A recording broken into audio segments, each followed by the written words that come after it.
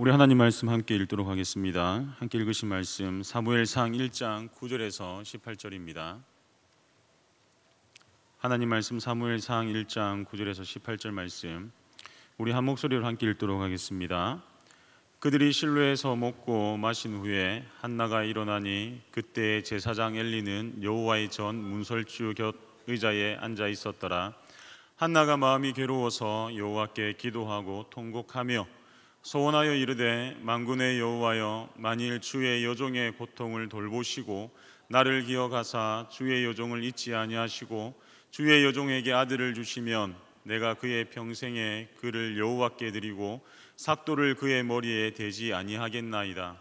그가 여호와 앞에 오래 기도하는 동안에 엘리가 그의 입을 주목한즉 한나가 속으로 말하며 입술만 움직이고 음성은 들리지 아니하므로 엘리는 그가 취한 줄로 생각한지라. 엘리가 그에게 이르되 내가 언제까지 취하여 있겠느냐, 포도주를 끊으라 하니 한나가 대답하여 이르되 내 주여 그렇지 아니하니이다. 나는 마음이 슬픈 여자라. 포도주나 독주를 마신 것이 아니요 여호와 앞에 내 심정을 통한 것뿐이오니 당신의 여종을 악한 여자로 여기지 마옵소서. 내가 지금까지 말한 것은 나의 원통함과 격분됨이 많기 때문이니이다 하는지라. 엘리가 대답하여 이르되 평안히 가라. 이스라엘의 하나님이 내가 기도하여 구한 것을 허락하시기를 원하노라 하니 이르되 당신의 여종이 당신께 은혜 있기를 원하나이다 하고 가서 먹고 얼굴에 다시는 근심빛이 없더라. 아멘. 우리 옆에 있는 분에게 한번 인사합시다. 하나님은 살아계십니다. 한 번 더 인사하겠습니다. 하나님은 당신을 사랑하십니다.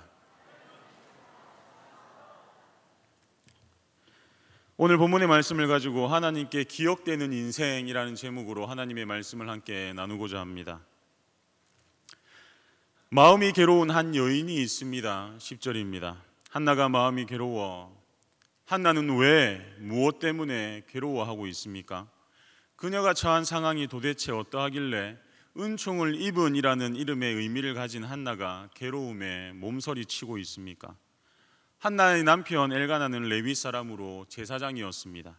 그는 매년 실로에 올라가 제사를 지내는 아주 경건한 사람입니다. 오늘날로 치면 스펙 좋고 사회적 신분이 높고 존경받는 인물이었습니다.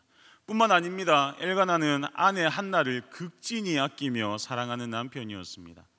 그러나 자신을 누구보다 사랑하고 아껴주는 남들이 부러워하는 남편이 있었음에도 이것은 한나에게 전혀 위로가 되지 않았습니다.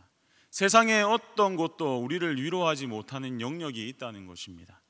한나의 하루하루는 고통의 연속이었습니다. 날마다 눈물이 마르지 않았습니다. 음식을 삼킬 수도 없을 정도로 극심한 고통의 시간을 보내고 있었습니다. 어떤 것도 위로가 되지 않는 슬픈 마음으로 가득 찬 사람이 바로 한나였습니다. 잠언 말씀에 나와 있듯 웃을 때에도 마음이 슬프고 즐거움의 끝에도 근심이 있는 상태가 바로 한나의 상태였다는 것입니다. 혹 이 자리에 한나와 같이 깊은 절망 가운데 놓인 성도님들이 계시지는 않습니까? 지난밤 눈물로 밤을 지새운 분이 계시지는 않습니까? 만약 그런 분들이 계시다면 오늘 선포되는 하나님의 말씀을 통해 위로받고 회복되는 시간이 될 수 있기를 원합니다. 한나의 마음이 괴로운 이유는 무엇입니까? 표면적으로 보면 한나의 적수인 분인나 때문인 것 같아 보입니다. 분인나는 엘가나의 또 다른 아내입니다. 당시 이스라엘 사회는 부인이 자녀를 낳지 못하면 또 다른 여인을 아내로 맞이하여 자녀를 낳는 관습이 있었습니다. 엘가나는 한나를 아내로 맞이했지만 한나가 자녀를 낳지 못하자 분인나를 아내로 맞이하여 자녀를 가지게 되었습니다. 그 분인나는 임신하지 못하는 한나를 분노하게 했으며 심하게 괴롭혔습니다. 그러나 한나가 고통을 겪는 근본적인 원인은 분인나에게 있는 것이 아닙니다. 바로 하나님이 그 원인입니다. 5절입니다.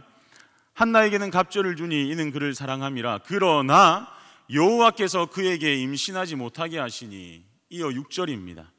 여호와께서 그에게 임신하지 못하게 하심으로 5절과 6절에 여호와께서 임신하지 못하게 하셨다라는 똑같은 내용이 반복해서 기록되어져 있습니다.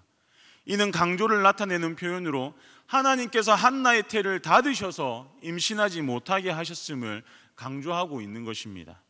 당시 이스라엘 사회에서는 결혼한 여자가 아이를 낳지 못하는 것을 하나님께 죄를 지어 저주를 받는 것이라 여겼습니다.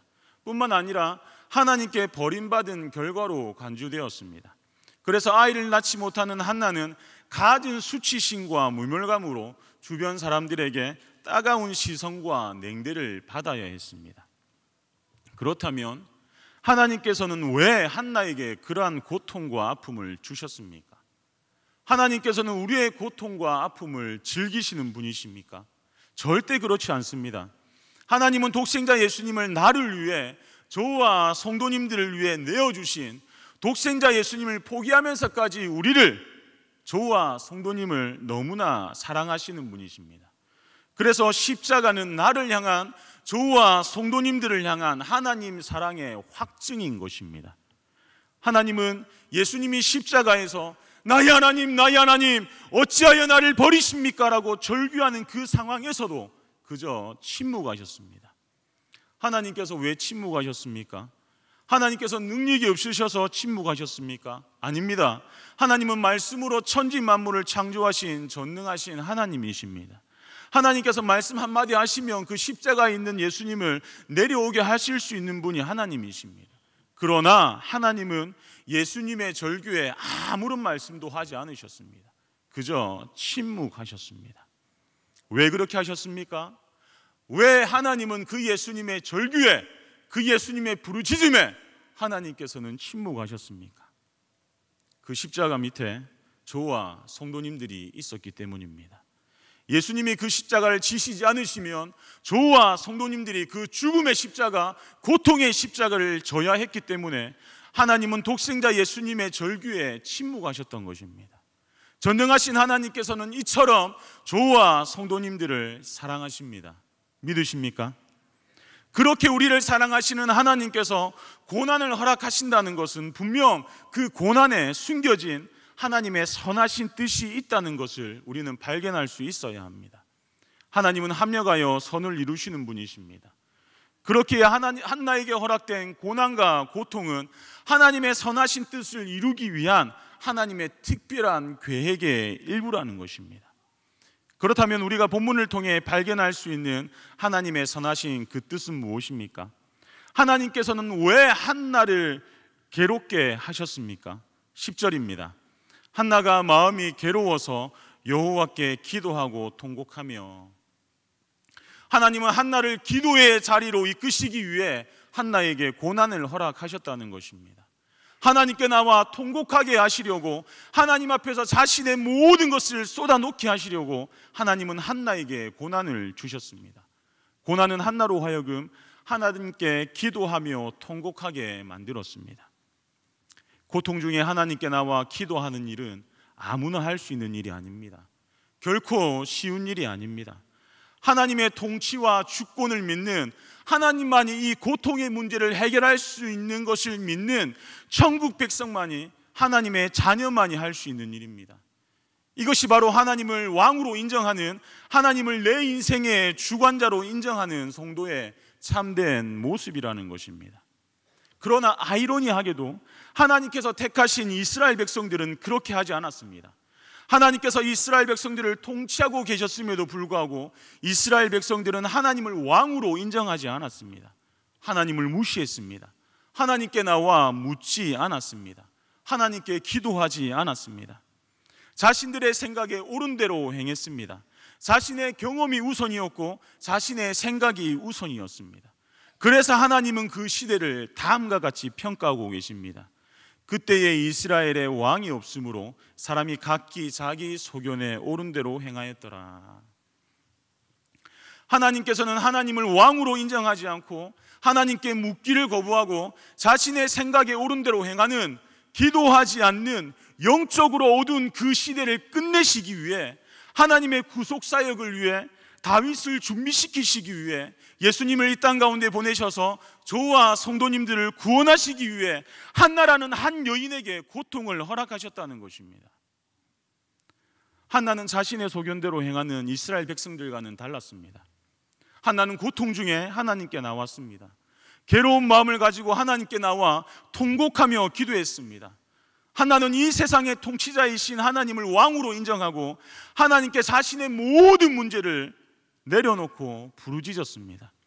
고통 중에 하나님께 나와 통곡하며 기도한 한나로 말미암아 왕이신 하나님을 무시하고 자신의 소견대로 행했던 사사시대는 종말을 고하고 구속사의 또 다른 시대가 열리게 되었다는 것입니다.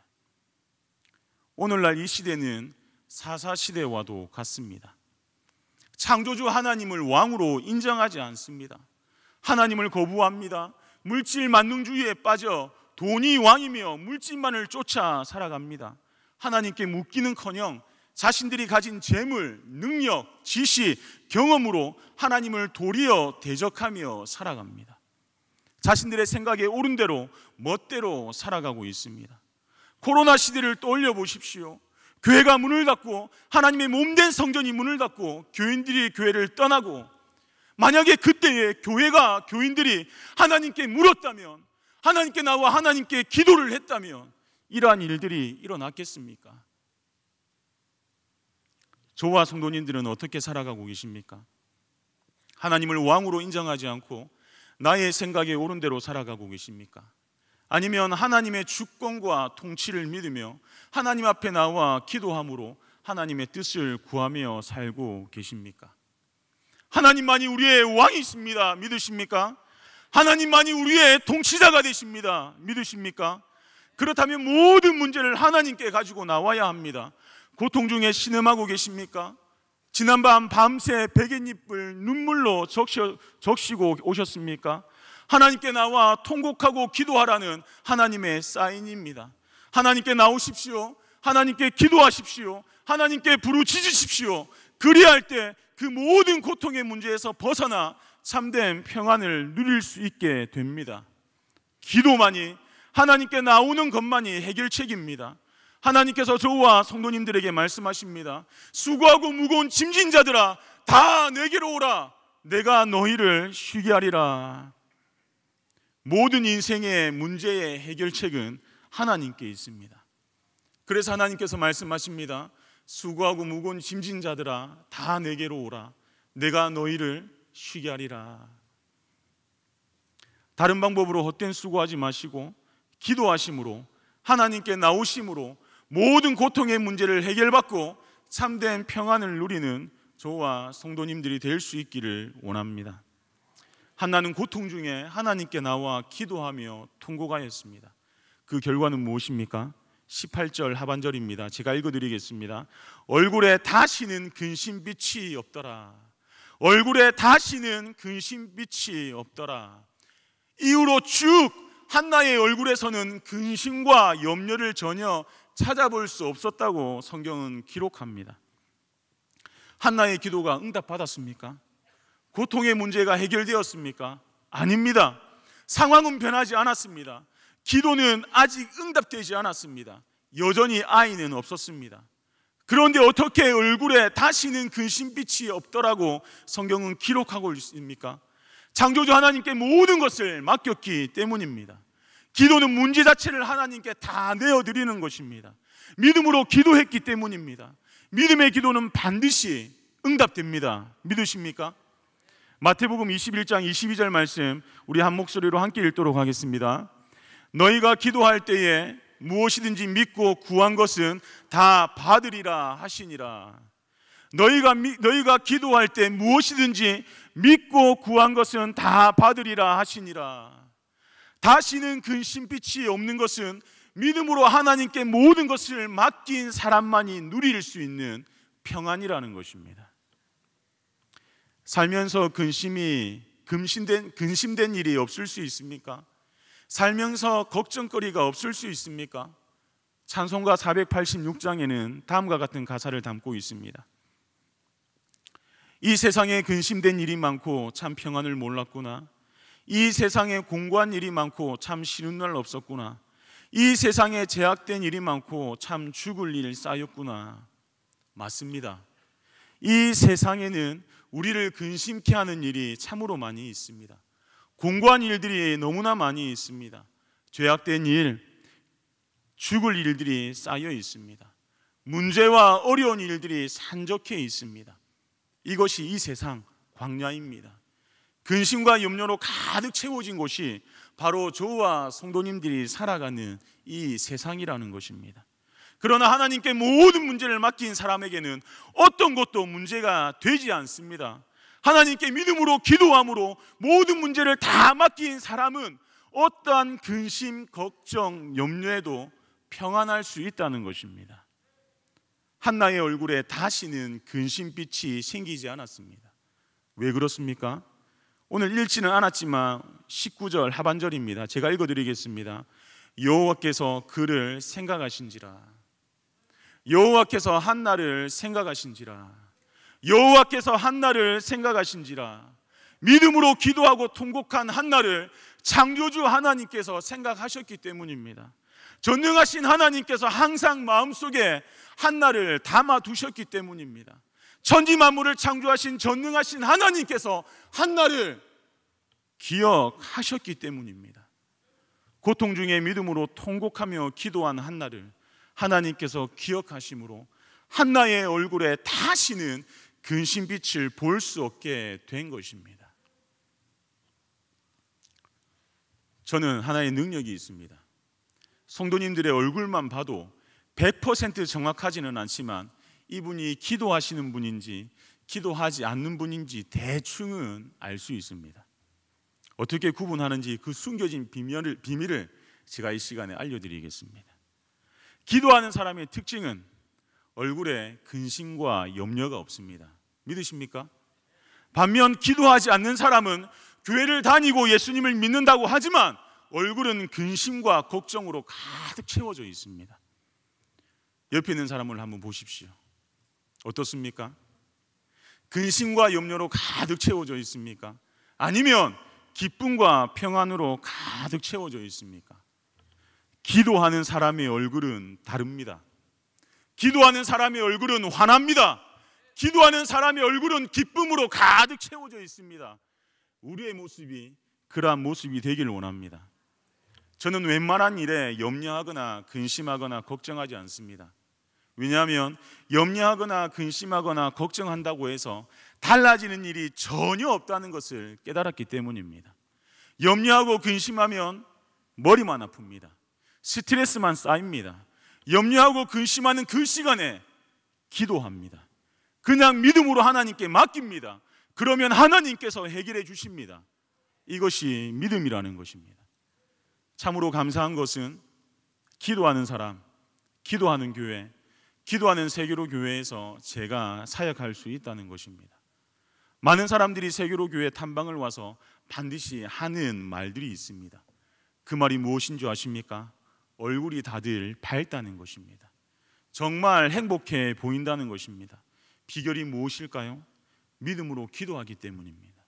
하나님께 나와 기도하며 통곡하는 분들이 많이 있기 때문입니다. 제가 맡고 있는 이 청년의 자랑 좀 하겠습니다.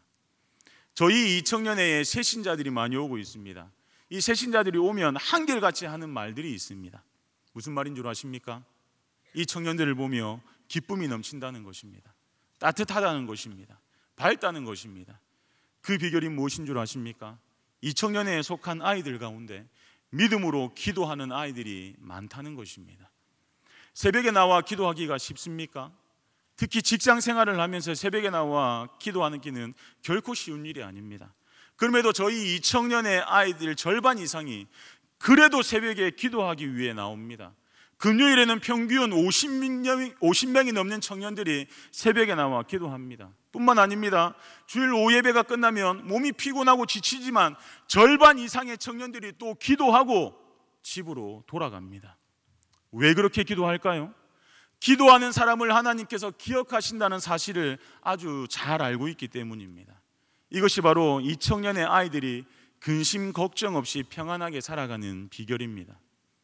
하나님은 고통 중에 하나님께 나와 믿음으로 기도하는 사람의 기도를, 그 사람을 반드시 기억하십니다.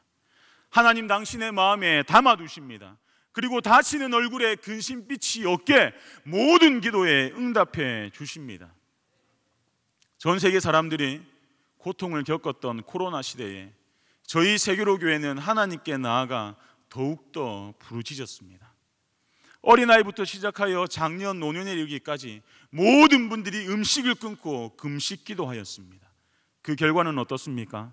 하나님께서 세계로 교회를 기억하셔서 다음 세대를 위한 비전센터가 세워지게 하셨고 하나님의 일하심을 더 풍성히 누리게 하셨습니다. 모든 기도에 응답해 주셨습니다. 교회를 방문하는 사람들마다 성도님들이 행복하다고 말씀하십니다. 광야와도 같은 세상에서 살아가는 저와 성도님들의 인생에 고난이 없으면 좋겠지만 고난이 없을 수는 없습니다. 그러나 그 고난의 때에 하나님께 나아가 통곡하며 기도함으로 하나님께 기억되는 인생, 하나님께서 생각하시는 인생, 하나님의 마음에 담겨진 인생, 하나님의 마음에 깊이 새겨지는 인생이 되어서 하나님께 쓰임받는 인생으로 얼굴에 다시는 근심빛이 없는 항상 기쁨으로 충만한 삶을 살아가는 저와 성도님들이 될 수 있기를 주 예수님의 이름으로 간절히 축원합니다.